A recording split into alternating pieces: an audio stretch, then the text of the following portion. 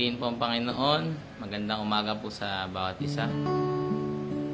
Salamat po sa Panginoon. Ang sabi ng Pastor Joel, anniversary daw ng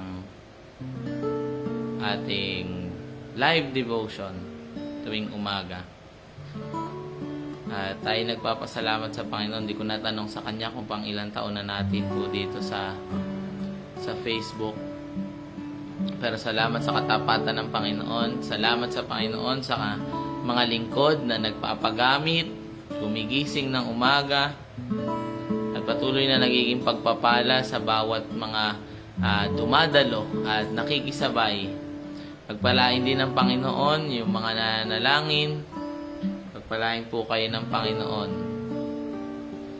Patuloy nga nating alalahanin ng Panginoon sa oras po na ito, sa umaga po na ito. Sabi dun sa awit, try ko na hindi magkamali si lyrics.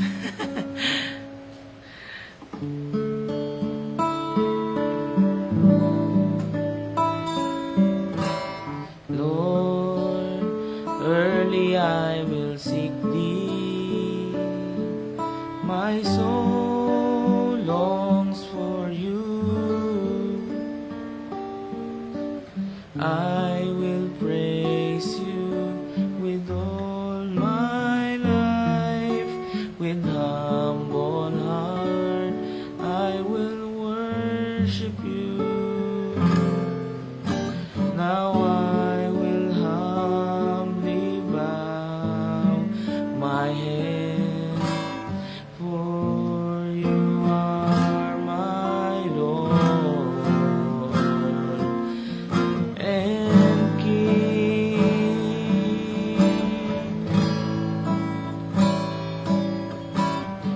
Lord, early I will seek You.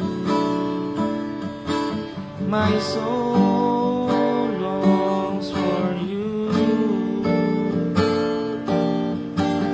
I will praise You with all my life. With humble heart I will worship You.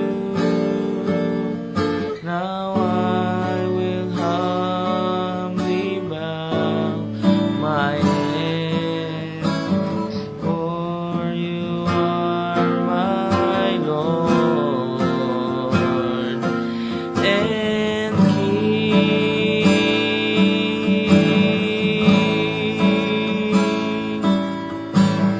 You have been a shelter for me.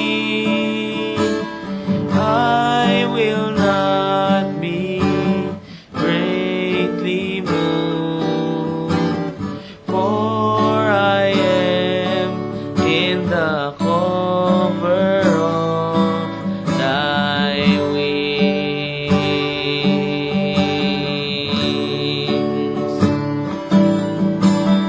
You have been a shelter for me.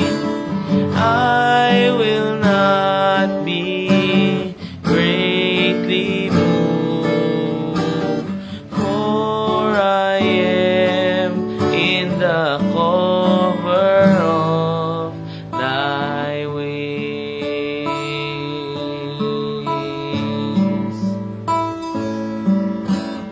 Lord, early I will seek Thee.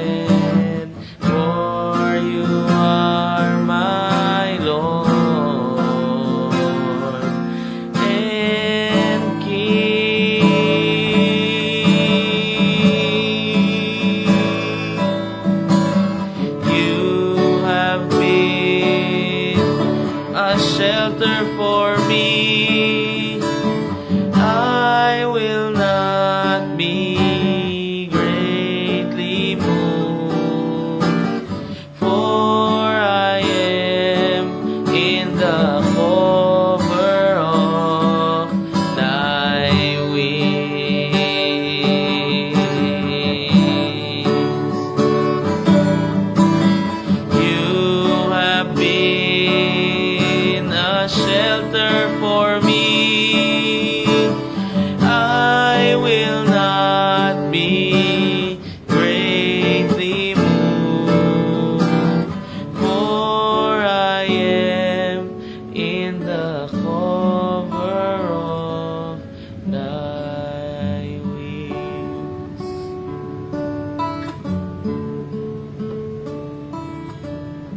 For I am in the cover of thy wings.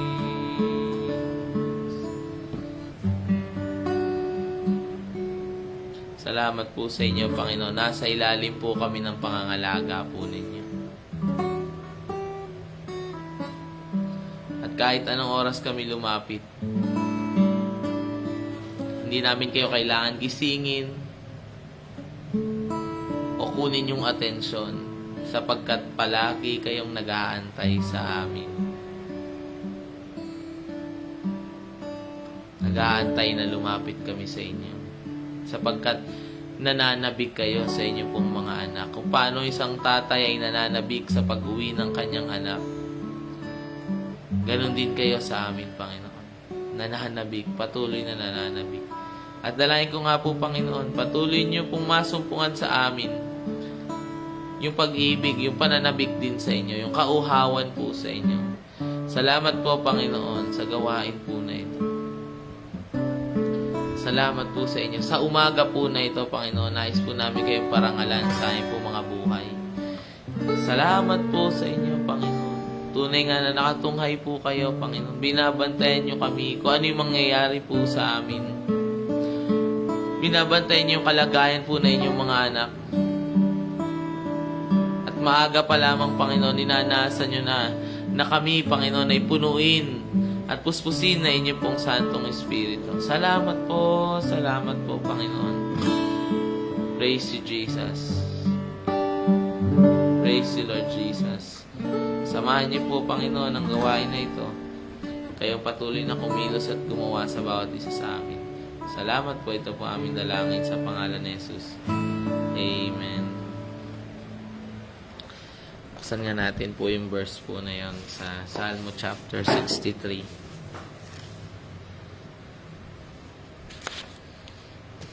O God, you are my God. 63, Salmo 63, verse 1 po. O God, you are my God. Earnestly I seek you. My soul thirsts for you. My flesh faints. Nanghihina yung kanyang laman. My flesh faints for you. Nagnanasa. I long for you, sabi dun sa ibang ano. As in a dry and weary land where there is no water. Yan natin makikita yung gaano maaaring maging uhaw ang isang tao sa Panginoon.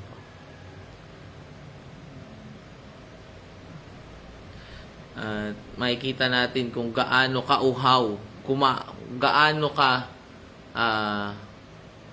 maging kalalim o kalala yung pagkauhaw ng isang tao sa Panginoon. Sabi ni David dito po, as in a dry and weary land where there is no water. Like how desperate men in the wilderness to find source of water. Na pagka nasa disyerto sila, nasa bang tubig, saan ba tayo makakakuha ng tubig? Na parang hinahanap mo yung lakas, yung papawi ng iyong uhaw. At ayon din sa pag-aaral, mas mabilis talaga tayong mamamatay kung wala pong tubig. It is dangerous and sometimes fatal. Nakamamatay pa. 7 days lang na wala kang tubig, posible mo nang ikamatay. 7 days, parang 1 linggo, no po? Pagka hindi ka nakapag-church, pagka hindi ka nakapanalangin, yung 1 linggo lang, ikinamamatay na ng ating mga espiritu. Amen. Isang linggo lang na hindi mo makasama ang Panginoon. Ayun, nasa kasalanan na ulit tayo. Nasa kahinaan na ulit tayo. Nasa pagmumukmok na ulit. Nagiging magagalitin na tayo ulit. Pagka di tayo nakakainom sa tubig, flowing inside of us. Yung bukal na nasa atin. Pagka di tayo wala po tayong interaction sa Holy Spirit. Isang linggo lang nating hindi mainom. Hindi maranasan yung presensya ng Panginoon sa pagtitipon ng bayan o sa pagtitipon ng mga magkakapatid sa Panginoon. Isang Sunday lang na pagka tayo mga lingkod ng Panginoon, mga pastor, merong isang absent. Gusto mo agad madalaw sa Bible study. Bakit? Kasi alam natin na yung isang absent lang ng Sunday, parang malaki yun. Malaki po yun para sa atin. Amen. At para bang iniisip mo na, paano kaya tayo nga na mga dumalo ng gawain? Nakikipagbaka din sa gawa ng kaaway, sa laman, sa mga pagsubok. At nag-i-struggle din. Paano pa kaya yung hindi nakainom ng tubig na nagmumula sa Panginoon? Hindi nakaranas ng kapahingahan sa Panginoon. Sabi ng Panginoon, come to me. Kayo na napapagod. Sabi niya sa verse 2, so I have looked upon you in the sanctuary, beholding your power and your glory. Yung sanctuary, there is a place for seeking God. Meron talagang lugar kung saan doon mo hinahanap po ang Panginoon. Hindi yung parang, saan ka punta sa SM ako? Bakit? Nahanap ko po ang Panginoon. Hindi, meron talagang tahimik na lugar. Doon sa iyong, sa secret place ninyo ng Panginoon. Doon sa iyong closet, doon sa iyong kwarto. Doon sa church, sa pulpito, sa altar, kung saan nagkikita kayo ng Panginoon. Beholding the power and glory. Binupuno ka ng Panginoon. Binubuksan ng Panginoon yung isipan mo. Nagkakaroon ka ng faith. Nagkakaroon ka ng imaginations about sa pagkilos ng Panginoon. Nararanasan mo yung kapuspusan ng banal na Espiritu. Like the weight of His glory. Like a cloud that brings peace, joy and strength. Yung ulap na yon, yung ng kalwalatian ng Panginoon na nagbibigay sa iyo ng kagalakan, nagbibigay sa atin po ng kalakasan at kapayapaan. Beholding His glory. Sabi para tayong sponge na pinupuno till overflow. Sabi diyan, sa verse 3 po, because your steadfast love is better than life. Your steadfast love is better than life. My lips will praise you. It is better daw na mamatay kung hindi naman daw may experience yung pag-ibig ng Panginoon sa buhay. Sabi, hindi mo mahahanap yung tunay na kagalakan. Hindi mahanap ng isang tao po yung tunay na satisfaction sa Panginoon. Kahapon po dito sa atin, sa church dito po sa Bacoor, hindi nilikha ng Panginoon ng kasamaan. Ang kasamaan ay resulta ng pag-alis sa Panginoon. Para bang yung isang bagay, pagka inalis mo ang Panginoon, nawawala yung freshness, nawawala yung tamis. Parang kagaya ng isang mansanas. Natanggalan mo ng tamis. Asin, natanggalan mo ng alat. Nawawala ng saysay. Yung isang bagay na alisin ng Panginoon. Ganon din si Satanas. Ang sabi, you are blameless in your walk Walang may pipinta sa'yo. Napakaganda mo, sabi sa Ezekiel 28. Hanggang sa maisipan mong gumawa ng masama until iniquity is found in you. Para bang merong listahan yung mga anghel sa langit, tapos biglang pumula yung kay Lucifer. Ting, ting, ting, ting, merong lumayo sa Diyos. Lumayo sa Diyos, lumapit sa sarili. At ang resulta daw nun po ay kasamaan. At may hatol ang Panginoon sa kasamaan o sa kasalanan. Ganun ang buhay po. Life will, all things will become evil and distorted. Yung salitang distorted. Naalala ko po yung pagka nakatingin ka sa isang painting na sumunod sa lahat ng rules of art. Like colors, contrast, shadows, lines, curves. Ang ganda. Ganda na itsura. May mga batas na sinusunod sa pagpe-paint. Pero meron namang mga painting na hindi natin maintindihan. Ano ba ito? Parang ang gulo. Pero binibili din ng mahal. Abstract. Parang walang sinunod na batas. Yun ay itsura ng buhay pagka wala ang Panginoon. At somehow, dinaya ng kaaway ang maraming tao na mas masaya na ikaw ang masunod sa iyong buhay. Pero ngayon, tayo nasa Panginoon na. Amen? Dati, inuuna ko yung kasiyahan ko. Ngayon, masaya ako na hindi ko nauna yung sarili ko. Amen. From living to satisfy the desires of the flesh, to now living to glorify God. Amen. Mas mabuti pa yung buhay ko. Sabi ni David, mas mabuti pang tumayo.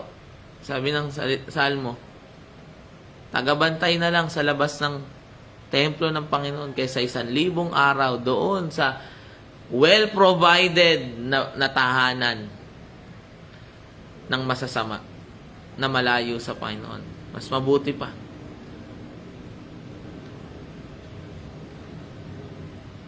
Amen. Amen. Life, even having all the riches of the world, is not enough to provide satisfaction in a man. In a man. Sa loob na isang tao. Kahit na nasa iyo na lahat ng kayamanan, sa loob mo po, emptiness. Pero yung mga mananampalataya, kahit walang pera, kahit wala pang trabaho, may satisfaction, merong kasapatan. Amen po.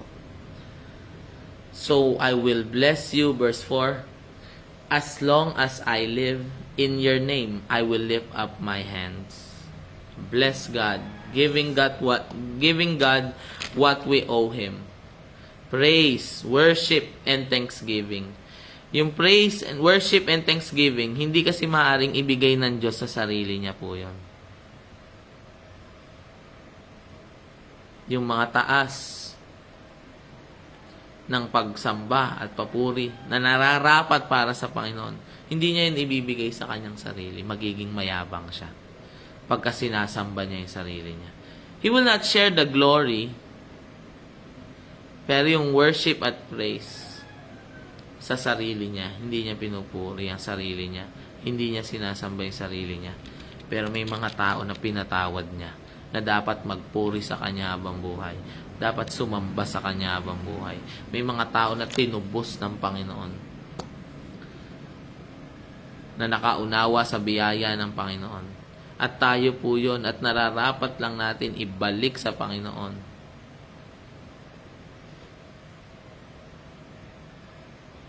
Yun lahat nung tinanggap natin na papuri ng mga tao, parangal ng mga tao sa mga bagay na nagawa natin, casting our crowns on Jesus' feet. Binibigay natin sa Panginoon. Lahat ng mga tagumpay sa buhay, ibinabalik sa Panginoon. Sabi ng Salmo, dito na tayo magtatapos po. One thing I have desired of the Lord. Isang bagay. One thing I have asked of the Lord, that I will seek after. Psalms chapter 27 verse 4.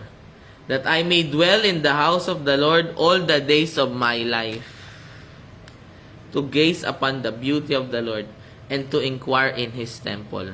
Ito yung nakikita po natin doon sa kwento ni Mary and Martha, kung saan ang Panginoon hindi niya kailangan ng katulong. Hindi niya tayo tinubos para maging katulong. Na parang, tinubos ko kayo para, kasi may papagawa ako sa inyo, hindi lang po yun. Oo, meron tayong gagawin. At may kalooban talaga ang Panginoon sa atin. May pinagagawa talaga ang Panginoon na kabutihan. Pero sa likod ng pagtubos ng Panginoon talaga, pag-ibig. Parang kagaya sa mag-asawa, wag mo na ipag-ugas, basta dito ka lang muna, tabi muna tayo. Ikaw ang gusto kong makasama, hindi yung ginagawa mo para sa akin. Kaya naging kaluguran din sa Panginoon si Haring David eh. Bakit po? Nakita sa buhay niya kung paano siya mag-spend ng time at ng money sa Panginoon. Grabe. Grabe yung offering ni David nung pinatayo yung templo. Para bang, Panginoon, hindi na ako makapagpatayo ng bahay na katulad nung sa inyo. Eh, sabi ba naman nung inililikha, nung tinatayo yung templo, gagawa tayo ng tahanan na para sa Diyos. Gagawa tayo ng santuaryo na para sa Diyos. Pagka-bisita niyo po ang Panginoon, saan niyo po mapapatulog? Ay, Panginoon, sa sahig lang po tayo matutulog. Wala po kaming kama. Hindi, ikukuha mo ng hotel. Baka ikuha mo ng hotel, baka patulugin mo sa ganyan. O kaya kung may kama kayo, may kwarto. Panginoon, dyan muna po kayo, sala muna kayo matutulog. Kasi yun yung para sa Panginoon po eh. Si David, hindi siya naging komportable. Ano ba yun? Yung kabanantipan, walang tahanang matibay. Ako dito sa aking balkonahe, ako nandito. Gawa sa sedro yung aking bahay. Ipaggagawa ko ng tahanan ng kabanantipan. At ano sabi ng Panginoon? Talaga, David, talaga? Wala pa nakaisip niyan sa akin. Kung kaya mong gawin yan para sa Panginoon, gagawa ang Panginoon ng mga bagay na hindi mo kayang gawin para sa'yo. Kung kaya mong ibigay ang pagsamba na yan sa Panginoon,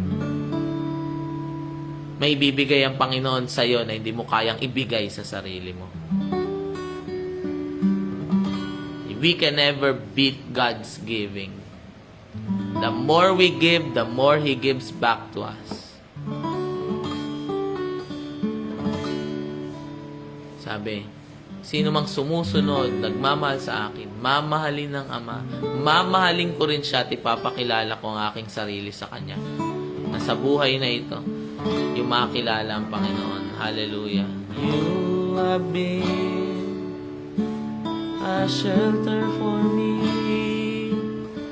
I will not be greatly moved, for I am in the cover of thy wings.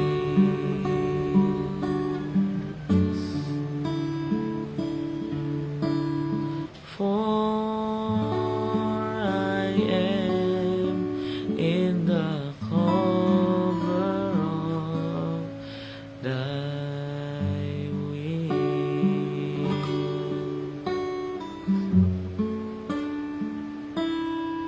Salamat po sa inyo, Panginoon, dahil sa inyo. Kayo ang greatest provision ng buhay namin, hindi yung mga bagay na binibigay ninyo. Kayo, Panginoon. Let not the wise glory in his wisdom, the rich man glory in his riches, the mighty glory in his might, but let the one glory in me. Huwag ipagmalaki ng taong malakas, mayaman, ng matalino ang kanyang katalinuhan. Sa halip ipagmalaki ng sino man na nakikilala niya ako, ang Diyos na makapangyarihan na gumagawa ng kabutihan. Salamat po sa inyo, nakikilala namin kayo. Lord, pagpalain niyo pong patuloy ang programa, Panginoon, ang pag-aaral ng salita ng Diyos. Salamat po sa katapatan niyo. Salamat po sa mga ginagamit ninyo po, Panginoon, ng mga churches, Marinduque, District 9, UAE, Taiwan, District 6, Panginoon, ang Pastor Joel, Lord, in the name of Jesus. Sino pa man po, Panginoon, at ano pa man po mga churches na ginagamit po ninyo, kayo po ang patuloy na magpala at magbigay ng mga mensahe sa mga lingkod niyo po na magsasalita araw-araw. Purihin po kayo at dakilain po kayo. Hindi magsasawa, Panginoon, at hindi mauubusan kayo, Panginoon, ng mga salita na magpapalakas sa inyo po mga anak.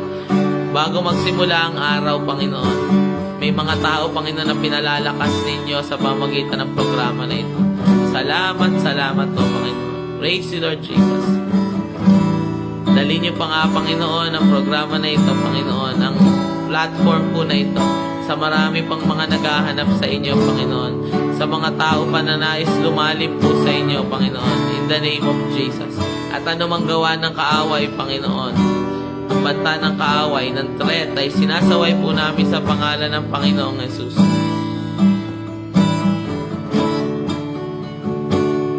In the name of Jesus. Salamat po sa inyo sa umaga po na ito.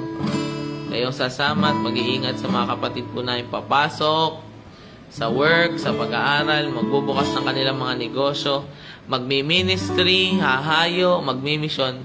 Kayo po ang sasama po, Panginoon. Salamat po, Ama.